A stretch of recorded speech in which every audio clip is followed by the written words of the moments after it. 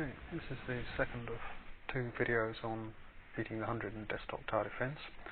First video dealt with the basic strategy. This video deals with a rather miscellaneous collection of sort of more fine points. First thing I just want to talk about briefly is scoring. If you look on the site, you'll see that the all-time top scores are quite high, sort of 300,000 for the top score and so on. Well, these are clearly crazy. There's no way you can get that kind of score.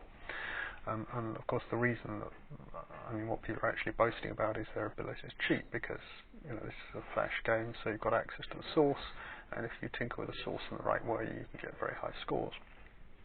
But if you look at the highest legitimate score, if you add up the value of the creeps, that's 18,108. You've then got a bonus for lives left at the end. The maximum is 20 times 25, another 500. So the maximum legitimate score is 18,608. Note that there's no time bonus. You don't get any additional points for releasing levels early the way you do in the hard. But in practice, 18,608 is impossible, because it seems to be impossible to kill off the two boss creeps at level 99. So by not killing them off, you lose another 600 plus you lose the bonus, so it's 650, giving you a bit under 18,000. At the other end, if you end up with just one life, you'll find that's equivalent to a score of about 17,300, a bit over. So that's the kind of, it's the 17,000 is the range you're in if you beat the game by getting through with at least one life left.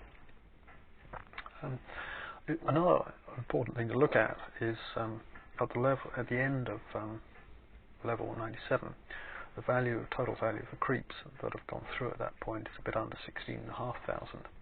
Now, if you've got one Quake with a full boost on it, I find that you've got about 3,000 in unkilled creeps at that point at the end of level 97. So that means that you've had about a bit under 13,500 available for building towers.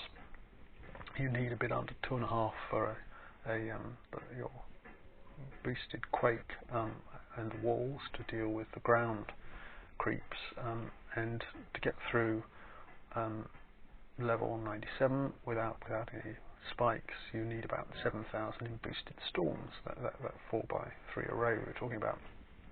So that leaves you enough resource to have bought about 6 spikes, and because any spikes you're going to buy, you've got to have bought by the end of level 97, and that's so. Roughly speaking, you're going to use 1 spike for level 84, 2 for level 91, and 3 for level 98. And certainly if you do that, you ought to get through with at least 1 life left, and probably quite a few more.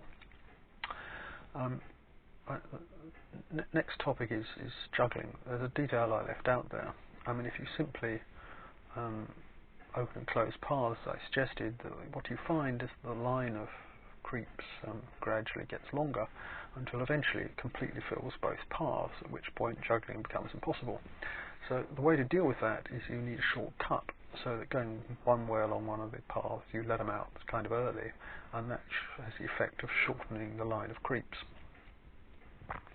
The next topic in this slightly random list is boosts. This is fairly obvious, but it's cheaper to use boosts rather than to buy a large collection of towers of the same type.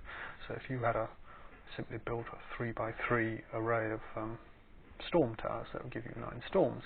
But if you pull out the middle 3 and replace them by boosts, that gives you 6 actual storms. Then the middle boost is giving a 50% boost to 6 storms, so it's equivalent to 3 storms, giving a total of 9, and each of the other 2 boosts is giving you the equivalent of 2 storms each, so it adds up to 13 compared with 9. So not only have you saved a bit of money, but you've also got effectively 4 additional storm towers.